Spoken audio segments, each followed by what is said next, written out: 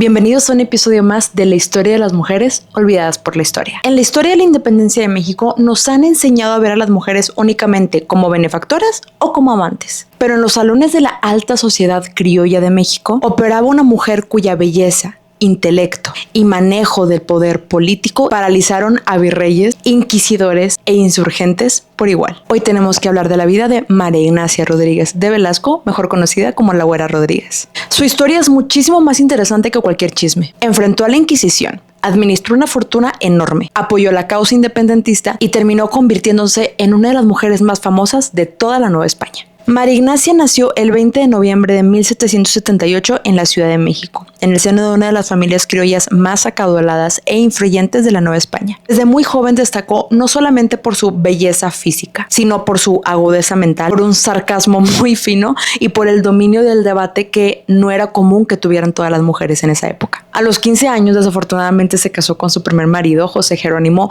porque el virrey los cachó dándose unos besos medio subidos de tono. Esta historia está de verdad muy graciosa, pero muy trágica cuando veamos cómo era este pelado, ¿no?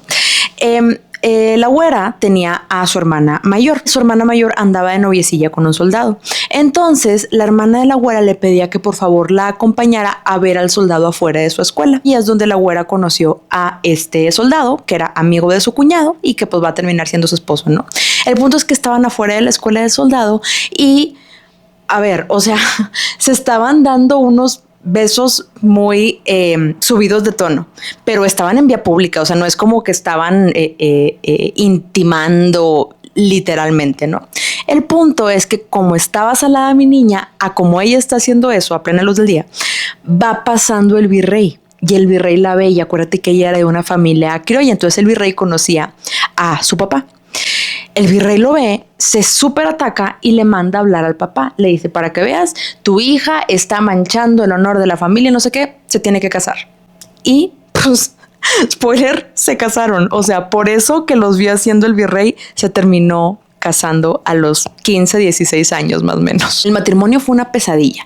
El hombre era alcohólico, violento y llegó a literalmente dispararle. O sea, sí, no estoy hablando de manera figurativa, no. Le disparó, estaba lloviendo, afortunadamente la bala no le pegó, pero sí hubo un intento de feminicidio, si lo queremos ver así. En un acto completamente inédito para el siglo XIX, la Güera Rodríguez no se quedó callada. Demandó el divorcio ante los tribunales eclesiásticos diciendo que su esposo había intentado asesinarla. Su esposo le respondió diciendo que ella le había puesto el cuerno. Se hizo ahí medio un debate. Para bien o para mal, el juicio no se concluyó porque José Jerónimo falleció por causas naturales. Y así es como María Ignacia terminó viuda y haciéndose cargo de sus hijos. La belleza de la güera era innegable. De hecho, en 1803 pasó por la Nueva España Alexander von Humboldt. Estaba en proceso de hacer sus investigaciones biológicas en todo el continente. Él tuvo oportunidad de platicar con ella y de hecho se fue de aquí diciendo que su inteligencia rivalizaba con su legendaria belleza. Luego por eso le andaban colgando medallitas a la güera diciendo que se metió con el von Humboldt, pero von Humboldt era gay. Entonces, pues nada que ver, matrimonio la banda no había en ese, bueno, no siempre ha habido, pero lo que voy es que pues no, nada que ver. El von Humboldt yo creo que pues sí pudo ver que la güera era muy hermosa, pero pues no tuvieron nada. Eso sí, eran pura y mera habladuría. Pasaron los años, volvió a casarse y después va a volver a enviudar también. Para entonces ya administraba una fortuna considerable. Muchos le tiraban carro diciendo que se casó con este segundo esposo nada más por su dinero, porque sí tenía mucho dinero. Pero lo cierto es que la güera siempre había tenido dinero ella misma, o sea, por las haciendas de su familia. Entonces, pues sí, se hizo de más haciendas con la muerte de su segundo esposo, pero no es como que lo necesitara, si queremos verlo así. Para entonces ella ya administraba una fortuna considerable, o sea, muy grande. Y es en este contexto que su casa empezó a convertirse como en punto de reunión para los criollos de la clase alta.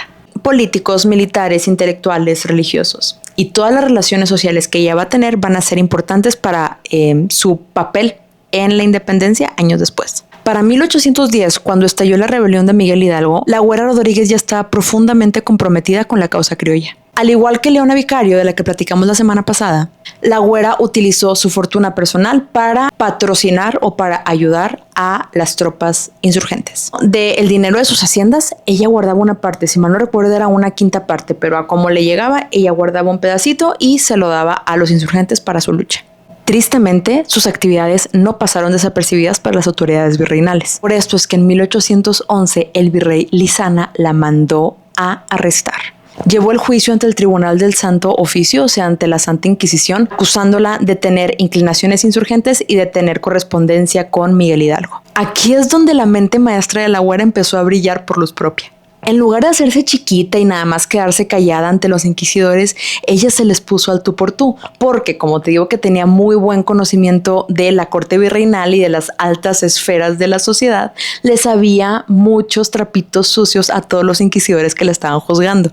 Ella sabía que uno por ahí se andaba metiendo con una mujer casada, ella sabía que otro de ella era gay y traía un noviecillo, entonces empezó a mandarles indirectas de que, oye, yo sé lo que ustedes hacen. Y es así como el tribunal, temiendo un escándalo, decidió retirarle los cargos y nada más mandarla al exilio a Querétaro. Considerando que el objetivo primario había sido encarcelarla, la neta, un exilio de unos meses a Querétaro no suena tan mal a como lo pensamos. Hay que hablar de los romances que le achacan. Dicen que fue amante de Humboldt, ya sabemos que no, Humboldt era gay. Después dicen que fue amante de Simón Bolívar. La güera era mayor que Simón Bolívar como por estos años, 9, 10 años, si mal no recuerdo. Pero el tema es que dicen que fue amante de Simón Bolívar por un tiempo que estuvo aquí en México Simón Bolívar, antes de que empezara la guerra de independencia. Pero, amigo, Simón Bolívar estuvo aquí como 2 días, o sea, llegó así como Fox, o sea, llegas, comes y te vas. Llegó, saludos, estuvo tantito rato, o sea, y después se fue. En pocas palabras, no hay ninguna evidencia histórica que lo afirme o que siquiera lo sugiera. Esos son puros chismes. Respecto a si fue amante de Iturbide, aquí sucede algo distinto, porque hay testimonios tardíos, hay relatos populares y hay como una tradición que fue creciendo a lo largo de las décadas. Esto no significa que sea falso. Lo que quiero decir es, no hay ningún documento que lo afirme. No hay alguna carta que se conserve en el cual se vea, querida Güera Rodríguez, te amo con todo mi corazón, atentamente, Agustín de Iturbide. No hay nada así, pero sí hay muchos chismes y sí hay muchos testigos oculares que los veían juntos y sí hay mucha gente que veía a Agustín de Iturbide entrar y salir de su casa y sí hay más carnita de la cual sustentar el chisme que de Simón Bolívar, que estuvo en México 2, 3 días, o de von Humboldt, que estuvo poquitos días y que aparte era gay. O sea, sí me explicó que no podemos poner en una misma canasta el chisme de Simón Bolívar y el chisme de Agustín de Iturbide. O sea, sí me siguen por donde voy. Entonces, bueno, hablando de Iturbide, regresemos a la independencia. Y la primera etapa de la guerra tuvo su financiamiento, la segunda etapa casi tiene su nombre. Para 1820, la guerra de independencia estaba muy debilitada y es en este contexto que el virrey Apodaca pone a cargo del ejército realista a un muy joven Agustín de Iturbide. El jale de Agustín de Iturbide era pelear en contra del general insurgente Vicente Guerrero. Es en este contexto que Agustín de Iturbide empieza a tener una relación personal muy importante con la Güera Rodríguez. De hecho, muchos cronistas sugieren que fue precisamente en casa de la Güera que se empezaron a dar los primeros indicios de lo que será el plan de Iguala. Y ahí fue donde Agustín de Iturbide empezó a discutir las ideas libertarias que lo harían cambiarse de bando, porque como sabemos, Agustín de Iturbide, siendo realista, se cambia, te digo, o sea, intenta, en lugar de atacar a Vicente Guerrero, que era el insurgente, hace las paces con él, pacta con él y entre los dos hacen, bueno, lo hizo Agustín de Iturbide, pero le mete un poquito de galleta Vicente Guerrero, hacen el plan de Iguala, que después el plan de Iguala se va a transformar en los tratados de Córdoba cuando lo firma el virrey Juan de Donojú cuando viene a llegar, que no tiene validez jurídica eso, pero te lo cuento después.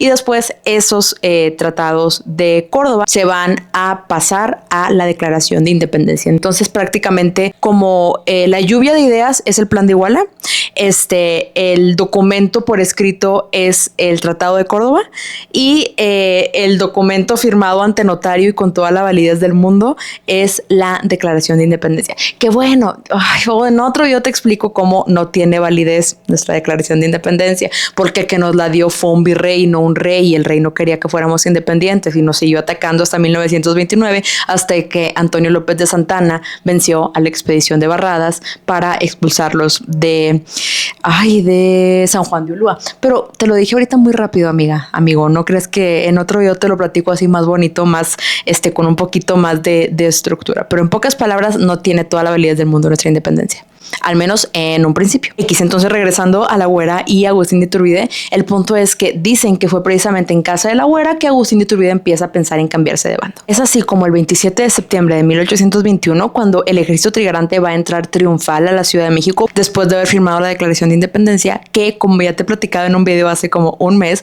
Agustín de Iturbide decide desviar el desfile para poder pasar por enfrente de casa de la Güera. Vamos a ver qué hubiera pasado con la independencia si no hubiera existido la Güera Rodríguez. Probablemente, si por la Güera Rodríguez Agustín de Iturbide no hubiera escuchado todas estas ideas libertarias, no hubiera intentado pactar después con Vicente Guerrero y la guerra de independencia hubiera durado muchos años más. Probablemente hubieran perdido los insurgentes, no sabemos. El punto es que no podemos quitar del mapa a la Güera Rodríguez únicamente porque tuvo muchas parejas o únicamente porque se divorció. La Güera supo manejar la transición del régimen colonial a la república, manteniendo su independencia de criterio, su patrimonio y su estatus económico en un contexto en el cual las mujeres pues prácticamente no tenían nada. La Güera Rodríguez falleció el 1 de noviembre de 1845 a los 66 años en la Ciudad de México, y nos deja de lección que la independencia no se peleó únicamente en los campos de batallas con bayonetas, sino que la independencia también se pelea en las mesas de negociaciones y con inteligencia política. Tristemente, hay muy poca documentación acerca de la Güera Rodríguez. Su nombre no pasa a los libros de historia.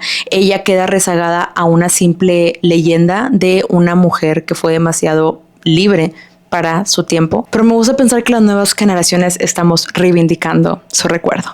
Gracias, Güera, por todo lo que hiciste por nosotros. Y bueno, si te gustó esta historia, nos vemos la próxima semana para platicarte la vida de la mujer que vino a reinventar completamente el sistema de gobierno mexicano, la emperatriz Carlota. Y amigos, nos vemos la próxima semana. Te dejo la bibliografía aquí abajo.